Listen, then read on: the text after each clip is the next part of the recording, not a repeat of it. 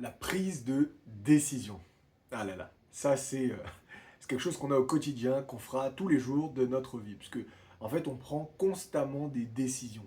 Il y a les petites décisions, qu'est-ce qu'on va manger, puis les grandes décisions, qui vont avoir un impact considérable sur notre vie avec des conséquences à plusieurs niveaux. Donc la prise de décision, c'est quelque chose d'hyper important et qu'on, comme j'ai dit, on est amené à prendre constamment. Donc comment est-ce qu'un petit peu ça marche, ça fonctionne? Bah déjà, avant tout, c'est une question de calcul et d'anticipation.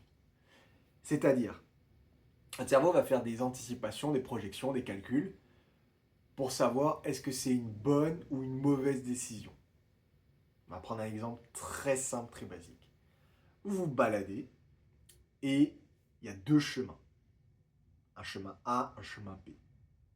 Eh ben, ça va être un peu compliqué si on dit à peu près que les chemins sont à peu près identiques, de prendre la décision. Ah oui, si on avait par exemple un petit peu d'ombre sur un chemin et beaucoup plus de lumière de l'autre, l'anticipation, la projection, les calculs de votre cerveau vont se faire très rapidement. On va dire ok, on va plutôt être là parce que ça va nous rassurer plus. Alors que là, j'ai vu un peu d'ombre, bon, je ne sais pas trop ce qui se cache. Par contre, si c'est vraiment identique, c'est là où on va commencer à se creuser la tête. Et donc, c'est pareil, c'est une question d'analyse et de calcul. Parce qu'on n'a pas envie de se tromper. On n'a pas envie de se tromper.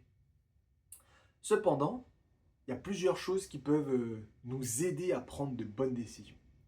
Alors, on le sait, hein, mais le niveau d'énergie va énormément jouer sur la qualité et la prise de notre décision.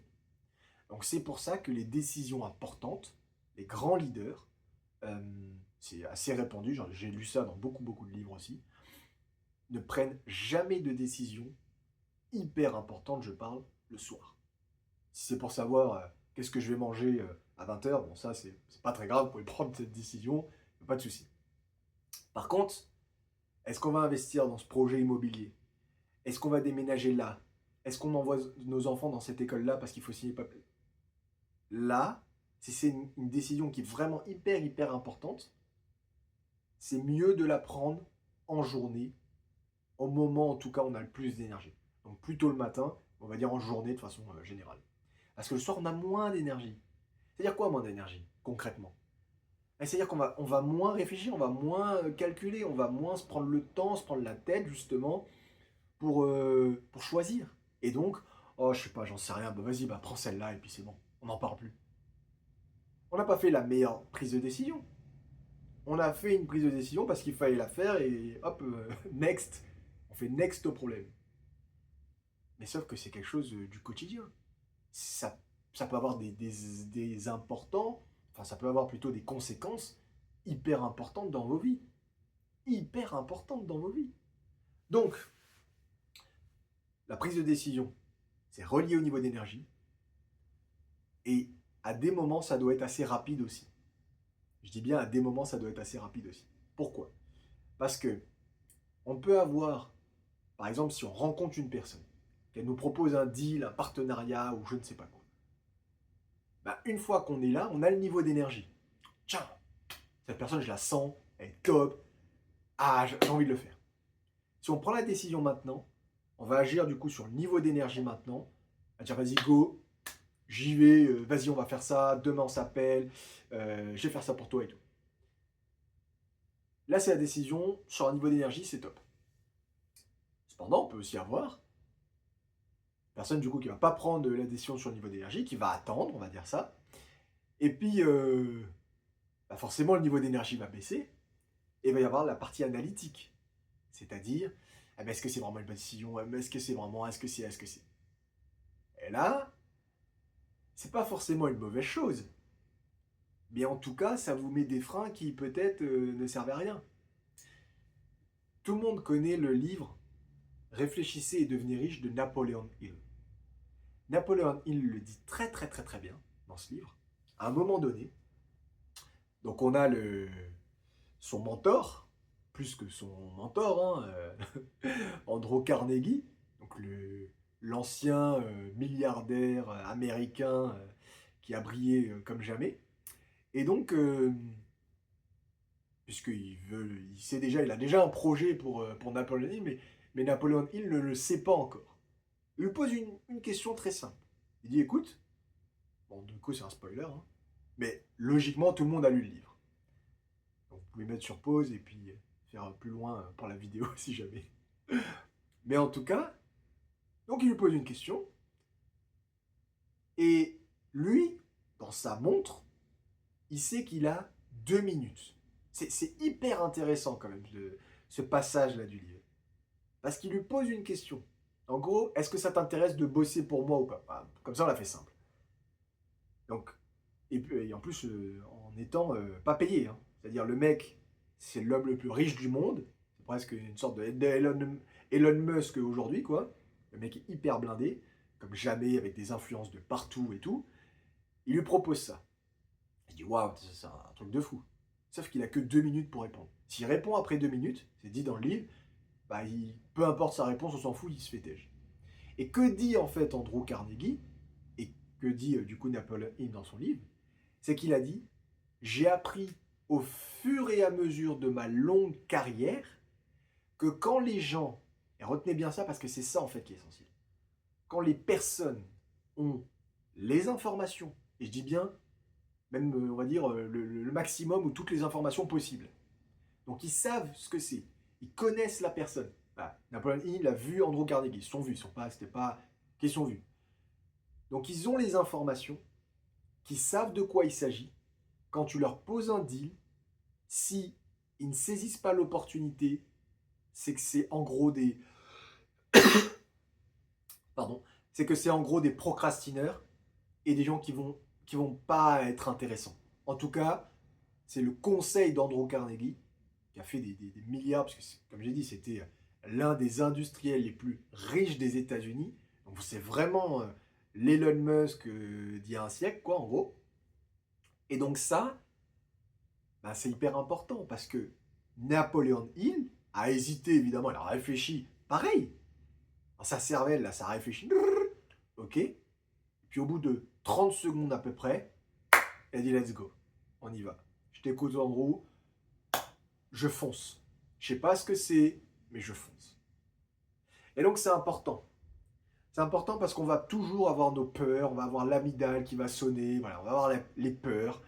Ah oui, j'ai pas envie, il faut que je change mon quotidien. Non, je préfère rester dans ma zone de confort. Je suis tellement mieux dans ma zone de confort, on fait rien dans ma zone de confort, c'est génial. Donc quand on va être challengé, parce que là forcément, quand tu sais que tu bosses pour Andrew Carnegie à l'époque, tu sais que tu vas être challengé. Surtout en plus, il te dit que tu vas pas être payé. Donc t'imagines bien le challenge, quoi. Mais par contre, tu sais aussi qu'un type comme ça va t'apporter énormément, que ce soit par son réseau, son influence, il va t'enseigner justement tout ce qu'il a fait, tout ce qu'il a eu comme succès, comme échec, ce qu'il faut éviter et tout. Mais il faut répondre vite. Tu as 2 minutes. Et donc pour vous, ça va être la même chose. Et au quotidien, quand il va y avoir des fois des opportunités, des, pro- des propositions d'opportunités, des choix de carrière, vraiment des choix importants, bah, imaginez à peu près la même scène qu'avec Napoléon Hill. C'est-à-dire, une fois que vous avez toutes les informations, si évidemment, si vous n'avez pas d'informations, on vous dit monte dans ma voiture, t'inquiète, j'ai des bonbons. On est d'accord, hein, c'est ce qu'on dit aux enfants là. Euh, Ça, on n'a pas toutes les informations, ça sent le roussi, on n'y va pas. Eh bien d'accord. Mais quand on a toutes les informations, on connaît la personne. Et donc on a de la data, on a de la donnée. On a 2 minutes. Mettez-vous ça dans votre tête. Vous avez 2 minutes. Et là, vous serez exactement comme lorsque Napoléon Hill a parlé avec Andrew Carnegie. Vous serez dans le même scénario. Essayez de vous visualiser ça. Dites-vous, vous êtes le Napoléon Hill du XXIe siècle et qu'il y a Andrew Carnegie qui vous parle. Évidemment, dans vos contextes à vous. Et encore une fois, comme j'ai dit, pour des décisions importantes. Il y a des décisions, on n'a pas besoin de se prendre la tête très fortement. Voilà. Mais pour les décisions importantes, ce qui est important, c'est les game changers de votre vie, de vos vies. Là, Andrew Carnegie, Napoleon Hill, ça a été un game changer dans la vie de Napoleon Hill, du coup. C'est ce qui lui a permis d'écrire Réfléchissez et devenez riche. Sans Andrew Carnegie, peut-être qu'il y aurait... C'est même pas peut-être, sûrement il n'y aurait jamais eu ce livre, quoi. Donc, il y a des décisions qui vont changer vos vies. Et ça passe par des opportunités. Essayez de prendre toujours la meilleure décision pour vous. De toute façon, vous prenez, entre guillemets, toujours la meilleure décision pour vous. C'est aussi ce qu'on apprend un peu en PNL. Et ça, c'est un autre sujet. Mais essayez de ne pas avoir de regrets aussi. Voilà. Parce que dans le scénario Napoleon Hill, Andrew Carnegie, il aurait dit non. On va dire ça dans une fiction, donc quelque chose qui ne s'est pas passé. Et puis 5 ans plus tard, il bah quand même, qu'est-ce que ça aurait fait si j'avais dit oui finalement à Andrew Carnegie? Je vais le rappeler, je vais aller le revoir et tout. Il aurait dit next, il aurait dit ciao. Parce que c'était le businessman d'époque et qu'il y en aurait peut-être un autre justement, je sais pas qui moi, Pascal, Pascal je sais pas quoi, qui aurait dit oui. Donc le chemin serait passé, le train serait passé. Ça aurait été fini. Son opportunité unique aurait été finie. Donc c'est vrai que c'est important quand même parce que des fois il y a vraiment des game changers dans nos vies. Et souvent on entend des gens, ouais, moi j'ai jamais eu d'opportunité. Ouais. Est-ce que tu n'as jamais eu d'opportunité? Ou est-ce que les opportunités, tu les as balayées? Parce que c'est pas la même chose. Quelqu'un qui n'a jamais eu d'opportunité, entre guillemets, ça n'existe pas. Mais par contre, quelqu'un qui a eu beaucoup, beaucoup d'opportunités, et qui à chaque fois dit, ouais, mais non, ça, non, mais ça, non, ouais, mais ça, hein? Ok. En fait, tu n'acceptes rien, et la seule chose que tu acceptes, c'est de rester dans ta zone de confort où tu es tranquille, où tu es pépère, où tu es peinard, où tu n'es pas challengé. C'est pas un reproche, hein. Mais en tout cas, c'est pas comme ça voilà, que tu vas passer à des niveaux supérieurs d'existence. Voilà, ça, c'était un petit peu sur la prise de décision et à quel point c'est important. Mais retenez bien aussi, hein, surtout, le niveau d'énergie. C'est important d'avoir un haut niveau d'énergie quand on prend une décision importante. C'est vraiment, vraiment important. Plus que le fait d'avoir ces 10 000 pensées. Une fois que vous avez toutes les données, une fois que vous connaissez la personne, vous connaissez de quoi il s'agit, en fait, c'est vraiment la connaissance qui nous aide à prendre les bonnes décisions. Et une fois qu'il y a cette connaissance, voilà, go. Ensuite, on y va, go. Que ce soit oui ou non, parce que ça peut aussi très bien être non. Très bien être, ok, j'ai toutes les infos. Vu que j'ai toutes les infos, je sais que maintenant qu'il ne faut pas y aller. J'étais sûr à 90% qu'il ne fallait pas y aller. Et maintenant que j'ai 100% des infos, je sais que c'est bon. Ce ne sera pas un regret. Non, j'ai pas envie d'aller bosser pour je sais pas quelle boîte ou je sais pas quel type et tout. Voilà. Écoutez, je vous remercie d'avoir regardé cette vidéo donc, sur la prise de décision. J'espère que ça vous a aidé. Moi, un petit retour aussi en commentaire. Et puis, je vous dis à très vite pour la suite.